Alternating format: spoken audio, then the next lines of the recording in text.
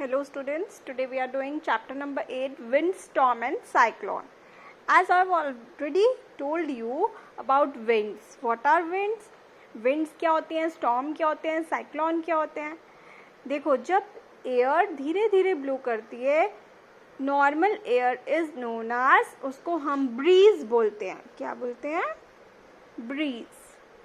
When, अब ये bridge तो हो गई बिल्कुल लाइट एयर, और अगर तेजी से एयर चलेगी उसको बोलेंगे विंड.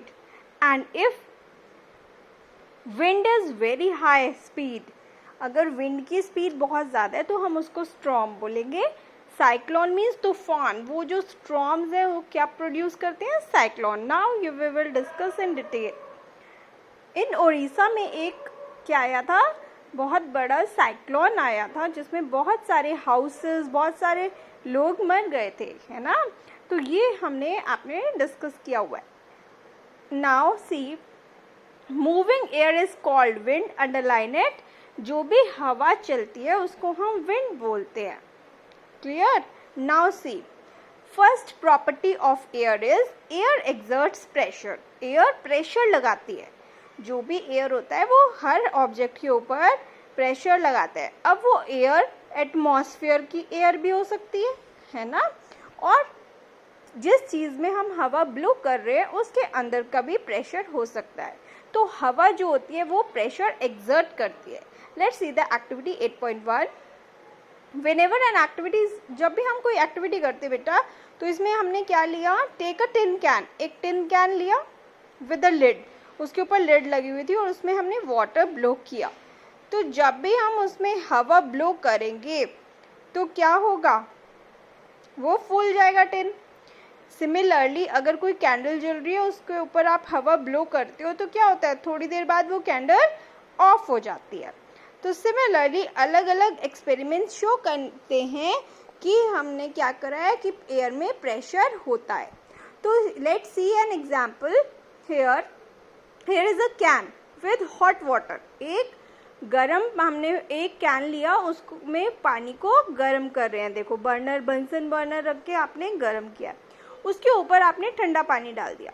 तो जब वो हीटेड था बेटा, तो जब वो हॉट वाटर था तो अंदर भी कुछ प्रेशर होगा और बाहर एटमॉस्फेयर भी उसके ऊपर प्रेशर लगा रही है. अगर एटमॉस्फेयर का प्रेशर ज़्यादा हो जाए इनसाइड के प्रेशर से, तो वो क्या होगा? जैसे आप पानी डालोगे वो क्या हो जाएगा? स्क्वीज हो जाएगा. उसकी शेप डिस्टॉर्टेड हो जाएगी, डिफॉर्म्ड हो जाएगी. तो दिस शोज कि एयर में प्रेशर होता है, और अगर अंदर का प्रेशर ज़्यादा हो तो वो चीज़ बस्ट हो जाएगी.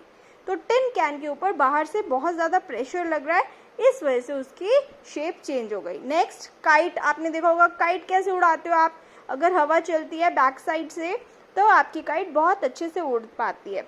तो काइट को भी क्या चाहिए? एयर चाहिए. सेम डायरेक्शन में अगर हवा ब्लो हो रही है तो क्या होगा कि वो सेम काइट अच्छे से उड़ पाएगी. Same there are so many examples, so read it carefully.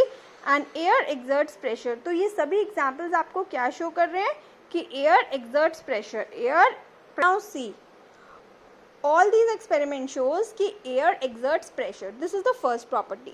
Now let's see another property, that is high speed winds are accompanied by reduced air pressure. जब हाई विंड आप ब्लो करते हो, let's see take an activity, it will be more clear. एक bottle में आपने क्या किया? छोटी छोटी बॉल्स बनाकर उसको हवा को अंदर ब्लो करा है.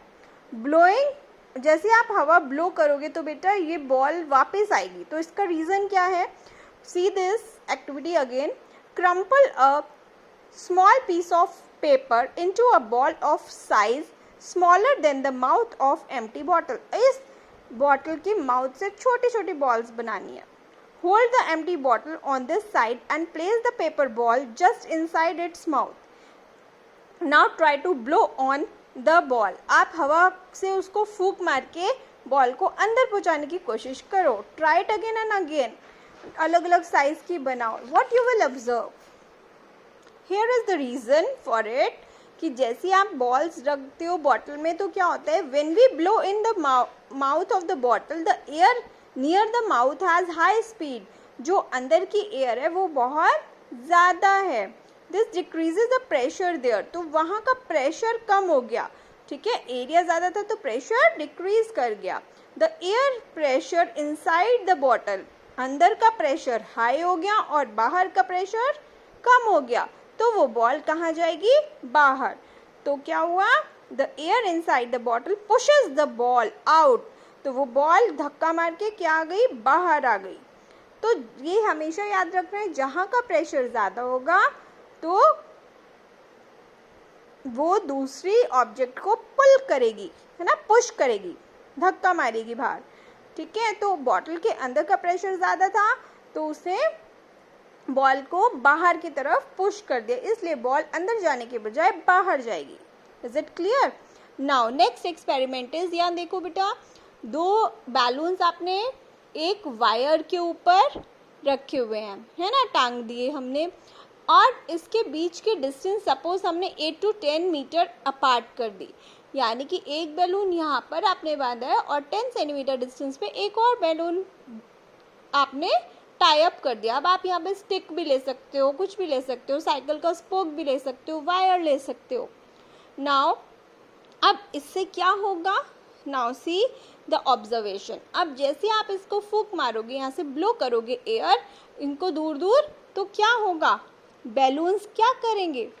Now see the answer, if the pressure of air between the balloons were somehow reduce, किसी तरह अगर हम उसका प्रेशर रिड्यूस कर दें, the pressure outside the balloon would then push them towards each other, उस प्रेशर की वजह से क्या होगा, दोनों बैलून्स एक दूसरे की तरफ भागेंगे। ये आपका ऑब्जर्वेशन है। Okay, now see increased wind speed is indeed accompanied by a reduced air pressure। जैसे विंड की स्पीड ज़्यादा होगी तो एयर का प्रेशर, बाहर का एयर प्रेशर रिड्यूस हो जाएगा, ठीक है। आप तेज़ी से अगर ब्लो करोगे तो अंदर की हवा ज़्यादा और बाहर का एयर प्रेशर कम हो जाएगा। This is the point to be noted. Next is the region where the air pressure is high, हमेशा जो विंड है वो कहाँ से ब्लो करती है, high region to low region. अब हाई रीजन लो रीजन क्या होता है बेटा, जहाँ का प्रेशर हाई होगा तो wind high to low travel करेगी। The region where the air pressure is high to the region where the pressure is low, तो विंड हमेशा कहाँ जाती है, high to low region. High region और लो रीजन से ही एयर प्रेशर जाता है। Next is air expands on heating, air फैल जाती है हीट अप करने से। Now see an activity 8.5, take a boiling tube, एक बॉइलिंग ट्यूब ली आपने, stretch a balloon tightly on it's neck, see the figure it is given, ऐसे आपने balloon रखा, ठीक है, तो ये क्या है, balloon tied over the neck of the, आपने ऐसे बांध दिया इसको बॉइलिंग ट्यूब के ऊपर। Boiling tube immersed in the water, अब आपने इस बॉइलिंग ट्यूब को पानी में डिप कर दिया। नेक्स्ट तो क्या होगा, the boiling tube immersed in ice cold water, यहाँ पे आपने गर्म पानी लिया है और यहाँ पे ठंडा पानी। अब आपके इसके ऑब्जर्वेशन क्या है, देखो सभी में शेप्स अलग अलग है, तो shape depends on the pressure, क्योंकि हॉट में गर्म होने की वजह से क्या हो जाता है, हमेशा हाई टू लो की तरफ एयर मूव करती है, air always move from high region to low region, इसलिए डिफरेंट डिफरेंट आपकी शेप्स आएंगी depending on the temperature of water. Now here is another activity 8.6, take 2 paper bags और empty paper bags of same size, हमने एक hanger के अंदर आपने 2 paper bags टांग दिए, हैंग कर दिए, हैंग द 2 बैग्स, एंड आपने दोनों बैग्स को हैंग करा है, फिर आपने क्या करा है, see here the inverted position, और उसको उल्टा पोजीशन में टांग दिया है on the 2 ends of a metal और wooden stick, tie a piece of thread in the middle of the stick, hold the stick by the thread as it to balance, अब आपने बीच से उसको पकड़ के बैलेंस करा, put a burning candle below one of the bags, अब एक बैग के नीचे तो आपने कैंडल जला के देखो बेटा, यहाँ पर दिख रहे हैं आप, ये कैंडल जलाई है, तो कैंडल जलाने से एक बैग के नीचे आपने कैंडल बर्न कर रहे हैं, तो इससे क्या होगा, वहाँ की एयर क्या हो गई, गर्म हो गई। तो आपने पहले भी पढ़ा हुआ है बेटा, जब भी वार्म एयर होती है तो वो तेज़ी से राइज अप करेगी। तो as the air warm up rises it pushes the bag above the candle, वो कैंडल की तरफ मूव कर जाएगी। The disturbance of the balance sugar then the warm air is lighter than the cold air, क्योंकि गर्म air हल्की होती है बजाय कोल्ड एयर के। तो how you can explain this? It is very important to remember that on heating the air expand, जब आप हीट करते हो किसी चीज़ को तो वो एक्सपैंड करती है air and occupies some space, और कुछ स्पेस ले लेती है। When the same thing occupies, जब आपने कोई चीज़ में स्पेस ऑक्यूपाई करेगा तो वो कोई शेप ले लेगा, it will be lighter. The warm air is therefore lighter than the cold air. This is the reason for that the smoke always goes up. धुआं हमेशा ऊपर जाता है, कभी नीचे देखा है नीचे जाता है? नहीं जाता है ना, धुआं हमेशा ऊपर जाता है, स्मोक हमेशा ऊपर जाती है, क्योंकि वो गर्म होती है, लाइट हो जाती है गर्म होने से, और लाइटर चीज़ हमेशा rises up. Now next is wind currents are generated due to uneven heating on the earth. अब अर्थ पे अनइवन हीटिंग होने की वजह से विंड करंट्स चलते हैं। अब ये वो वाला करंट नहीं है जो इलेक्ट्रिसिटी से लगता है, ये विंड करंट होते हैं। Now see, let's see uneven heating between the equator and poles. अब आपको पता है अर्थ जो है हमारी कहीं से गर्म और कहीं से ठंडी है ना। सी दिस फिगर, हमेशा ध्यान रखो विंड्स जो है हमेशा हॉट टू कोल्ड मूव करते हैं, है ना। तो अनइवन की वजह से, अनइवन हीटिंग होने की वजह से इक्वेटर और पोल्स के बीच में जो विंड्स चलती हैं वो कैसे चलेंगी? Underline this, these winds blow from north and south towards the equator. अब ये नॉर्थ और साउथ से लेकर इक्वेटर की तरफ मूव करती हैं।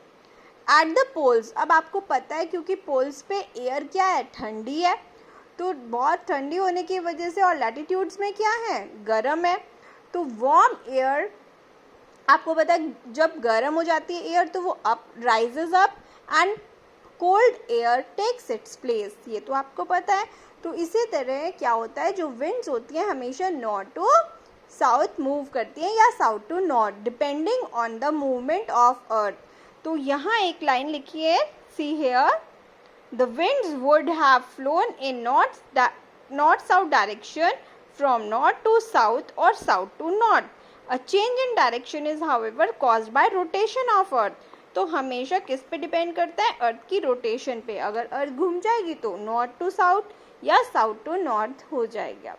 तो विंड हमेशा सर्कुलेट करती है इस setup from poles to warmer latitude. Pole से हमेशा हवा ब्लो करती हैं।